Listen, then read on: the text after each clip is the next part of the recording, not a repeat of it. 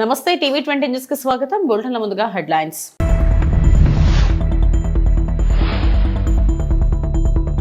భాగస్వామ్యమే కాదు సహా ప్రయాణం, ఘనాలో ప్రధాని మోడీ.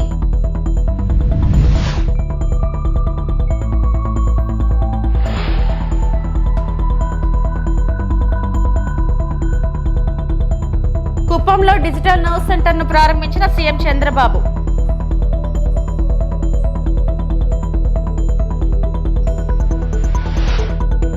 వైఎస్ జగన్ కు వల్లభనేని వంశీ కృతజ్ఞతలు.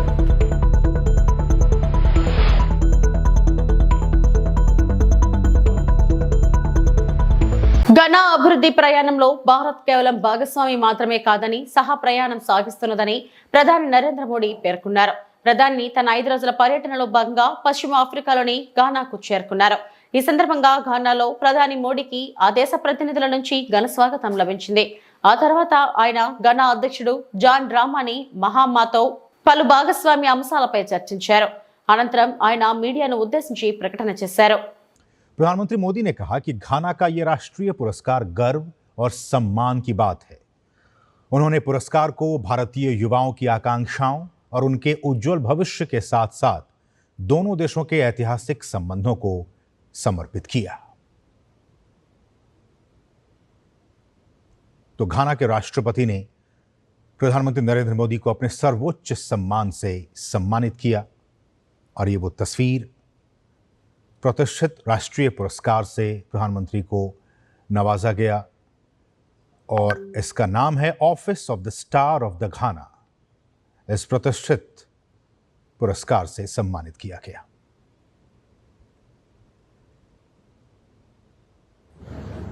राष्ट्रपति जी द्वारा घाना के राष्ट्रीय अवार्ड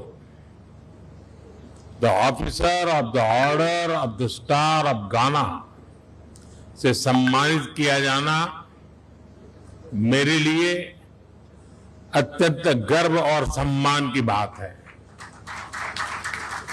मैं राष्ट्रपति महामा जी, घाना सरकार और घाना के लोगों का हृदय से आभार प्रकट करता हूं. मैं इस सम्मान को 140 करोड़ भारतीयों की ओर से विनम्रता के साथ स्वीकार करता हूं. यह सम्मान ఆరోగ్యాంధ్రే లక్ష్యంగా రాష్ట్రంలోని తొలిసారిగా కుప్పంలో ఏర్పాటైన డిజిటల్ నర్వ్ సెంటర్ ను సీఎం చంద్రబాబు ప్రారంభించారు. కుప్పం నియోజకవర్గంలోని 13 ప్రాథమిక ఆరోగ్య కేంద్రాలు, 92 విలేజ్ హెల్త్ సెంటర్లను అనుసంధానిస్తూ Tata group, Bill Gates foundation సంయుక్తంగా డిజిటల్ నర్వ్ సెంటర్ ఏర్పాటు చేశాయి. వ్యక్తిగత వైద్య రికార్డులను డిజిటలైజ్ చేసి వర్చువల్ గా రోగికి వైద్య నిపుణుల్ని అందుబాటులోకి తీసుకొచ్చే వెసులుబాటు కల్పించారు. వాటి గురించి టాటా గ్రూప్ ప్రతినిధులు వైద్య ఆరోగ్య శాఖ కార్యదర్శి కృష్ణబాబు సీఎం కు వివరించారు. కుప్పంలో మొదలైన డిజిటల్ నర్వ్ సెంటర్ సేవలు 2వ దశలో చిత్తూరు జిల్లాకు, 3వ దశలో రాష్ట్ర వ్యాప్తంగా విస్తరించనున్నారు. ఈ అధునాతన సేవలు ప్రారంభోత్సవం సందర్భంగా కుప్పం నియోజకవర్గంలోని ప్రాథమిక ఆరోగ్య కేంద్రాల సిబ్బందితో వర్చువల్ గా మాట్లాడారు. ఈ సేవలను చిత్తశుద్ధితో అమలు చేసి దేశానికి ఆదర్శంగా నిలవాలని మార్గనిర్దేశం చేశారు. So we are going to special letter after the training and certificates. Everybody is trained fully for 3 months. Me designation ఏంటమ్మా? సార్ నా పేరు ఎన్ గంగామణి సార్. నేను ఇంతకుముందు పైపాలెం పిఎస్ లో సిహెచ్ఓగా వర్క్ చేస్తున్నాను సార్. నేను ఇక్కడ కోఆర్డినేటర్ గా వచ్చున్నాను సార్. ప్రతి విలేజ్ సెక్రటేరియట్ కి ఒక బిఎస్సి నర్సింగ్ గ్రాడ్యుయేట్ ని మనం తీసుకున్నాం సార్. సిహెచ్ఓ అని, కమ్యూనిటీ హెల్త్ ఆఫీసర్ అని.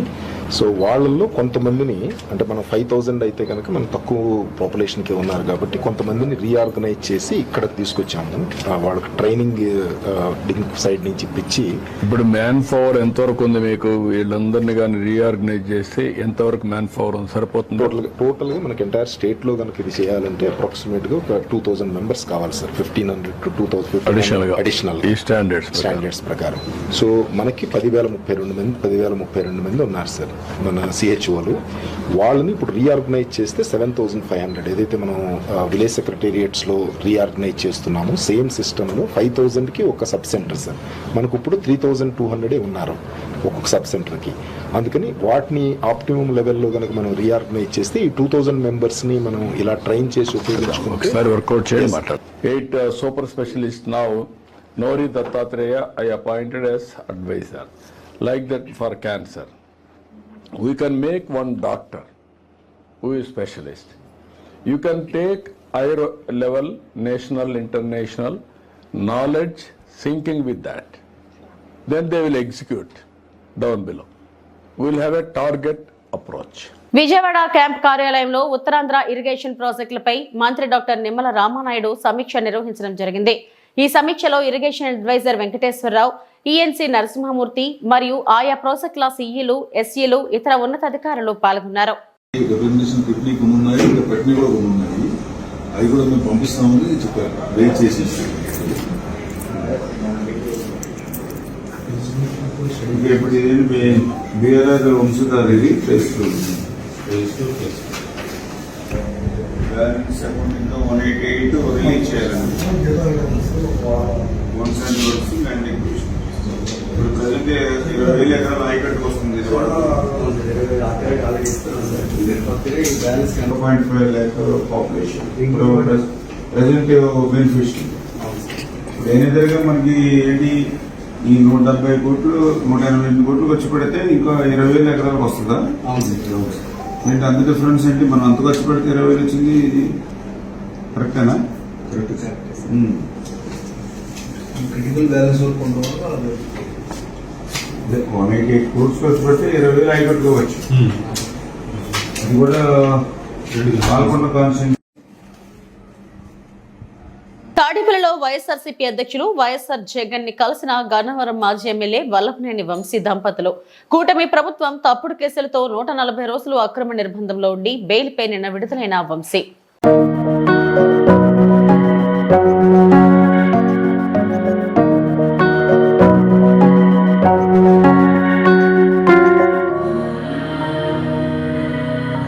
బుచ్చిరెడ్డిపాలెం పట్టణంలోని 6-7 వార్డుల్లో సుపరిపాలన తొలి అడుగు ఇంటింటికి తెలుగుదేశం కార్యక్రమాన్ని ఎమ్మెల్యే వేమిరెడ్డి ప్రశాంతిరెడ్డి నిర్వహించారు. ఈ కార్యక్రమంలో ముఖ్య అతిథిగా ఎంపీ వేమిరెడ్డి ప్రభాకర్ రెడ్డి పాల్గొని ప్రతి ఇంటికి వెళ్లి ప్రభుత్వం అమలు చేసిన సంక్షేమ పథకాల గురించి ఆరా తీశారు. ఎమ్మెల్యే, ఎంపీ పనితీరు ఎలా ఉందని అడిగి తెలుసుకున్నారు. ఈ సందర్భంగా ఎమ్మెల్యే వేమిరెడ్డి ప్రశాంతిరెడ్డి మాట్లాడుతూ మాజీ ఎమ్మెల్యే నల్లపిరెడ్డి ప్రసన్న కుమార్ రెడ్డి అవినీతిలో పీహెచ్డీ చేశారని ధ్వజమెత్తారు. నాకు రాజకీయాల్లో అనుభవం లేకపోయినా నీతి నిజాయితీలో పీహెచ్డీ చేశారని చెప్పారు. గతంలో గ్రావెల్ తవ్వి నియోజకవర్గాన్ని ధ్వంసం చేశారని విమర్శించారు. నాడు ప్రసన్నతో ఉన్న నాయకులు ఆయనకు ముడుపులు చెల్లించుకోలేక తమ వద్దకు వస్తున్నారన్నారు. కూటమి ప్రభుత్వంలో రాష్ట్రం అభివృద్ధి చెందుతుందని తెలిపారు.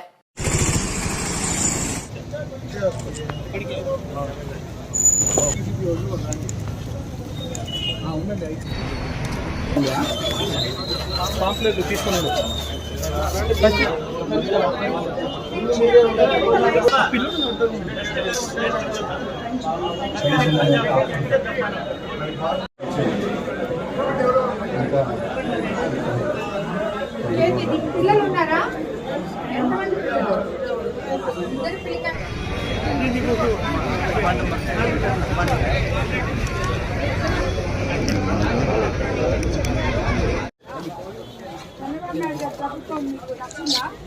పిల్లలు. ప్రతి ఒక్కటి ఎక్కడ అతను చేయబడితే, ఒక కాంట్రాక్ట్ లో చేయబడితే, ఒక రియల్ ఎస్టేట్ లో చేయబడితే, ఒక ఇళ్ల స్థలాల దగ్గర మట్టి చేయబడితే, నువ్వు ఎక్కడ చేయబడితే అక్కడ అవినీతి. అతను పీజీ చేసింది అవినీతిలో, నేను నీతి నిజాయితీలో పీజీ చేశాను. అవును, నేను రాజకీయ అజ్ఞాన్ని. ఎందుకంటే నాకు రాజకీయం తెలీదు. రాజకీయం అంటే 60 అడుగులు గుంతలు తవ్వి గ్రావెల్ ఎత్తేసి దాంట్లో 2 పిల్లలు పడి చనిపోయినా దానికి కారణమైన ఒక ఎమ్మెల్యే అంత జ్ఞానం నాకు లేదు. కాబట్టి నేను రాజకీయ అజ్ఞాన్ని. ఇసుక విపరీతంగా తవ్వి ఒక 4-5 నాయకుల్ని పెట్టుకొని మొత్తం కోవూరు కాన్స్టిట్యున్సీని అంతా ధ్వంసం చేసి ఈరోజు ఆ నాయకులందరూ నా దగ్గర ఉన్నారంటే మేము కార్యకర్తల్ని, నాయకుల్ని అత్యంత గౌరవించి నెత్తి మీద పెట్టుకొని చూసుకుంటాం. అదే కార్యకర్తలు నిన్ను సాకలేక నా దగ్గరకు వస్తున్నారు, నీకు అప్పులు ఇవ్వలేక నా దగ్గరకు వస్తున్నారు. కాబట్టి ఈ పర్సంటేజ్లు ప్రసన్న మాట్లాడిన దాని గురించి మీరు అడగడం, నేను మాట్లాడడం కూడా. గ్రామాల అభివృద్ధికి కూటమి ప్రభుత్వం పెద్దపీట వేస్తున్నట్లు ప్రభుత్వ విప్ బొమ్మిడి నాయకర్ చెప్పారు. పశ్చిమ గోదావరి జిల్లా నరసాపురం మండలం రుస్తుంబాద పంచాయతీలో 30 లక్షలతో చేపట్టే పలు అభివృద్ధి పనులకు ఆయన శంకుస్థాపన చేశారు. అనంతరం నాయకర్ మాట్లాడుతూ గత ప్రభుత్వ హయాంలో గ్రామాలలో అభివృద్ధి కుంటుపడిందన్నారు. కనీసం త్రాగునీరు కూడా సక్రమంగా అందించలేకపోయారన్నారు. కూటమి అధికారంలోకి రాగానే గ్రామాల్లో ఎన్ఆర్జీఎస్, మండల పరిషత్, ఆర్థిక సంఘం నిధులతో మౌలిక వసతుల కల్పనకు అధిక ప్రాధాన్యత కల్పిస్తున్నామన్నారు.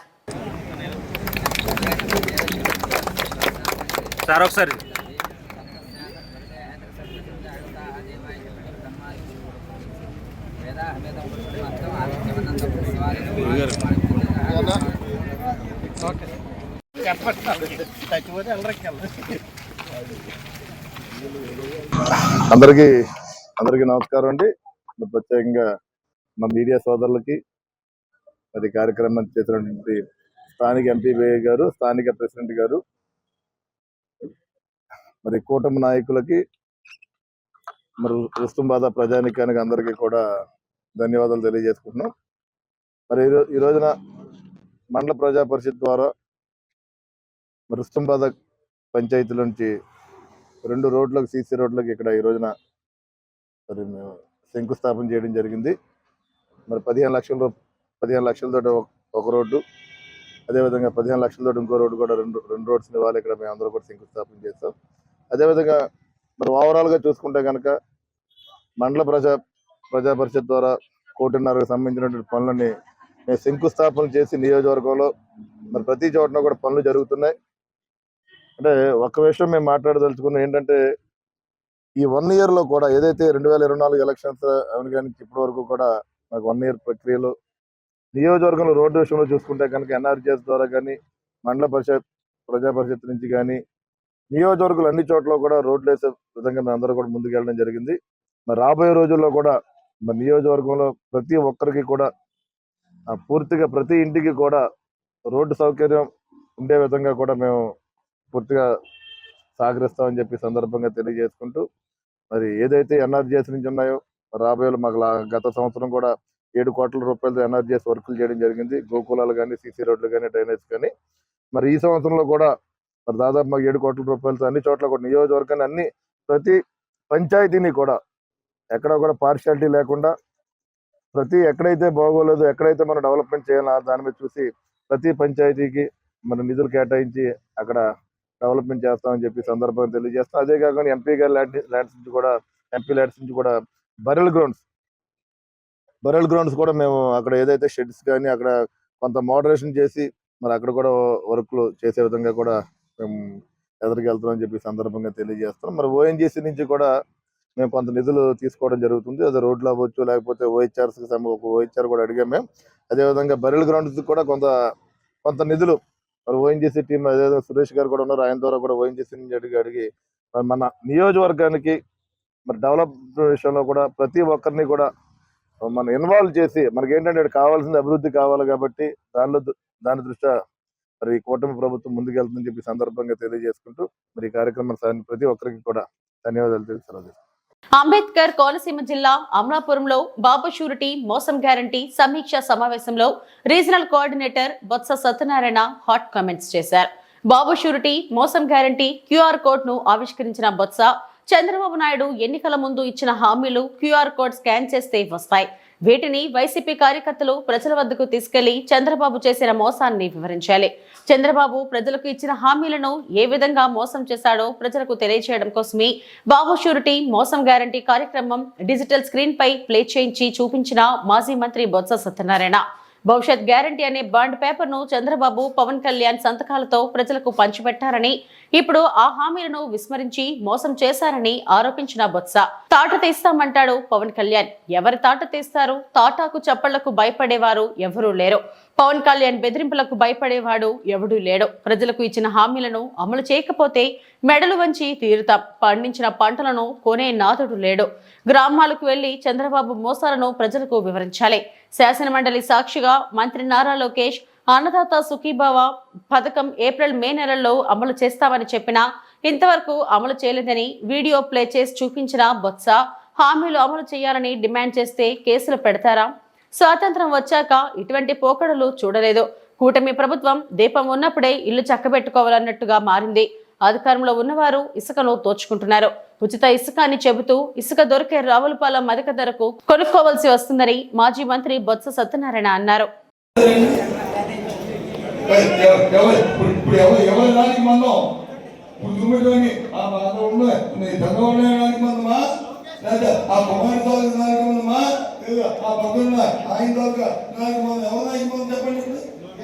అడగండి, రేపు గ్రామాలలో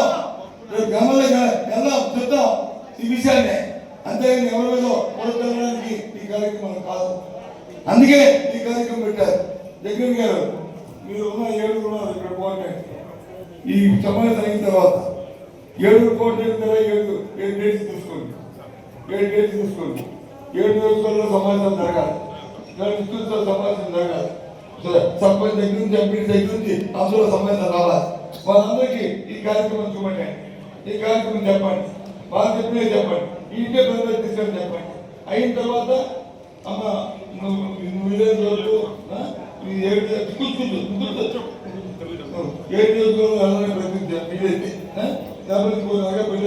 ఆ రోజు ఫోన్ మాట్లాడి చూస్తే అయిన తర్వాత ఆ నియోజకవర్గంలో మీ ఇన్ఛార్జ్ కంపల్సరీ మీకు ఎన్ని మండలాలు ఉన్నాయో అన్ని మండలాల్లో సమావేశాలు పెట్టాలి. మీ ఇన్ఛార్జ్ అందరూ కూడా సమావేశం ఈ కార్యక్రమాన్ని మళ్ళీ రెండోసారి చెప్పాలి.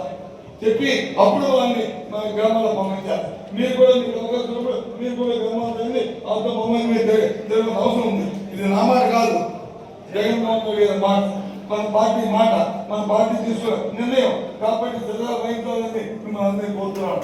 ఈ వేదిక ప్రజలందరూ కూడా మీరు పూర్తిగా సహకరించాలని అందుకే అందుకే ఈ సమాజం కూర్చొని తెలిపి ఈ సమాజం పెట్టుకోవడానికి కారణం. దయచేసి అందరూ కూడా, ఎందుకంటే ఇలాంటి భాస్కరాన్ని ఇలాంటి మాయమాటలు చెప్పిన వాళ్ళని ఇది రాజకీయానికి తగ్గలేదు. ఒక్కరోజు కూడా రాజకీయాలు అధికారంలో ఉన్న అర్హత లేదు. కొన్ని ఇవాళ కాదు కొన్ని పెడతామండి, కొన్ని ఏదో బస్సు అన్నాడు, బస్సు అన్నారు. ఇంకా బస్సుకి రావాలి.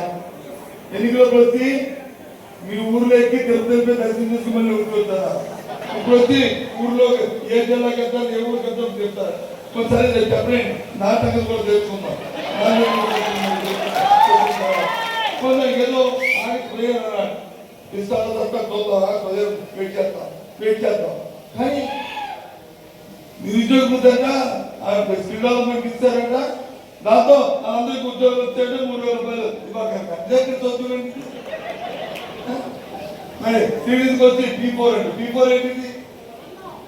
అవును, ఎప్పటి నుంచో మన తాతల దగ్గర నుంచి ఎవరైనా ఊళ్ళో అవకాశం ఉంటే కొద్దిగా స్వాతంత్రుడు ఉంటే ఒక పేదవాడు వస్తే ఆ పేదవాడికి వచ్చి ఉండి అని చదివి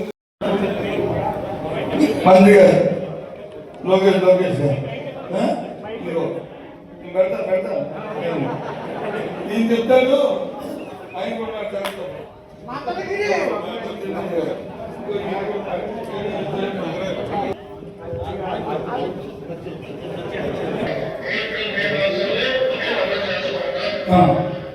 ఏప్రిల్ మే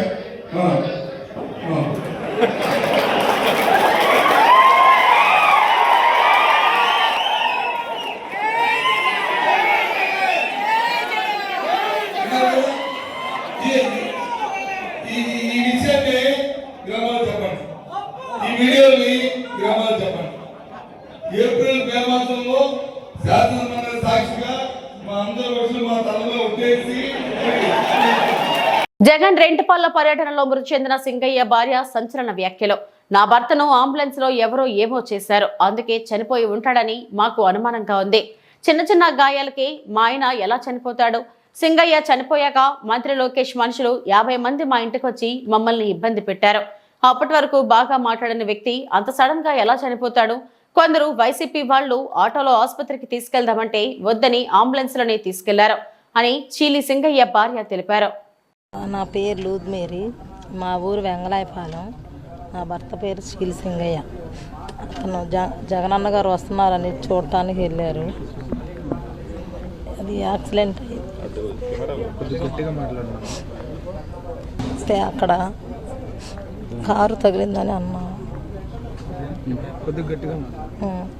అయింది మాకు. మరి నేను కూడా జగనన్న గారిని చూడటానికి నల్లపాడు దగ్గరికి వెళ్ళాను. వెళ్తే మాకు ఫోన్ చేశారు. ఫోన్ చేస్తే మేమేమన్నా అక్కడి నుంచి హాస్పిటల్కి బాగానే ఉన్నారు, బాగానే మాట్లాడారు. మా పిల్లలు 2 పిల్లలని చెప్పారు, మా ఊరు పేరు చెప్పారు, మా మామయ్య పేరు చెప్పారు, మాకు నా పేరు కూడా చెప్పారు. మరి హాస్పిటల్ తీసుకెళ్ళారు. ఫోన్ చేయగానే మేము వెళ్ళాము. అంబులెన్స్లో ఏమైందో మాకు డౌట్గానే ఉంది. అంబులెన్స్లో ఏమన్నా చేశారేమోనని. అది జగనన్న గారంటే మాకు చాలా అభిమానం. కానీ మమ్మల్ని ఎంతమందో వచ్చి ఇబ్బంది పెట్టినా కానీ మేము ఆయన గురించి మాకు అండగా ఉన్నారని జగనన్న గారు. మేము వాళ్ళకి ఏది కూడా మేము చెప్పలేదు వాళ్ళకి. ఎందుకంటే మాకు సాయం చేసే నాయకుడు, మా అభిమానం ఉన్న నాయకుడు ఆయన. ఏమని చెప్పారమ్మా మీ దగ్గరికి వచ్చి? ఏమని చెప్పారు?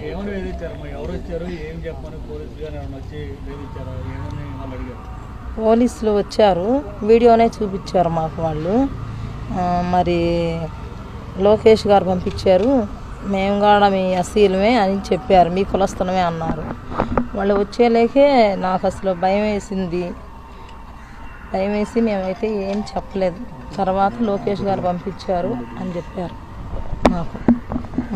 మమ్మల్ని ఎంత ఇబ్బంది చేసి ఎంత మాట్లాడాలన్నా కానీ మేమైతే ఏమీ మాట్లాడలేదు. మీ మీద ఒత్తిడి తెచ్చారమ్మా? లోకేష్ గారు వాళ్ళే చాలామంది 50 మంది దాకా మా ఇంటికి వచ్చారు. చెప్పేశారు వాళ్ళు, మేము లోకేష్ గారు పంపించారండి మమ్మల్ని అన్నారు. ఆ మాట వాళ్ళు ఎలా జరిగిందమ్మా మీకు చూడమ్మా, మరి ఇతను యాక్సిడెంట్ అయింది కదా, కారు కింద పడిందని అన్నారు వాళ్ళు.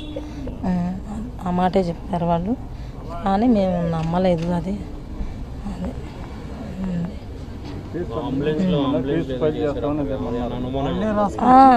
అంబులెన్స్లో మరి బాగానే మాట్లాడాడండి. ఇన్ని మాట్లాడిన ఆయన మరి చిన్న దెబ్బలే తగిలినాయి చేతికి. ఇక్కడ తప్పనిచ్చి ఎక్కడా దెబ్బ తగలలేదు. మరి ఎక్కడా దెబ్బ తగలినప్పుడు అతను ఎందుకు చనిపోతాడు? చనిపోయే అవకాశం కూడా లేదు ఉంది. మరి ఒక్కరావు దెబ్బకే చనిపోడు, ఏదో అంబులెన్స్లో జరిగిందనే మాకు అనుమానం.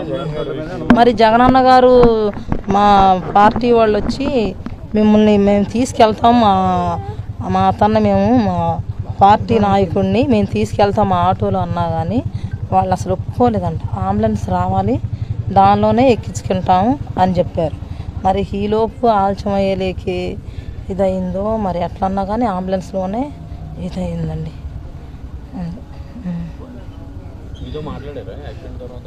లేదండి, ఫోన్ నెంబర్ ఇచ్చారు మా అల్లుడిది, మా తమ్ముడే. అయితే మా తమ్ముడు మా దగ్గరే ఉంటాడు. చెప్పంగానే మేము వెళ్ళిపోయాం.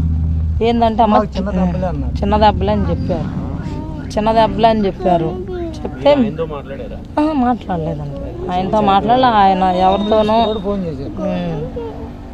ఫోన్ చేసి చెప్పారు. ఇప్పుడు కలిసాము.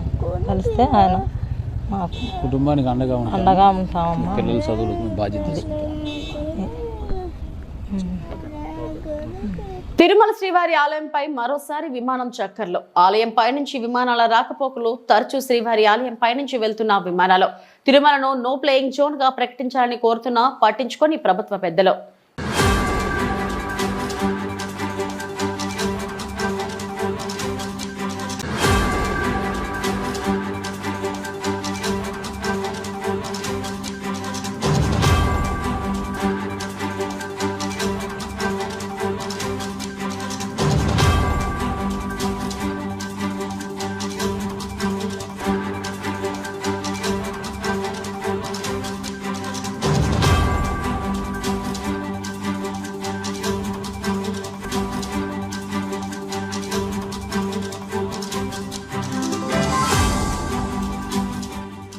ఇవి ఇప్పటివరకు నా బులెటిన్ అప్డేట్స్. నమస్తే.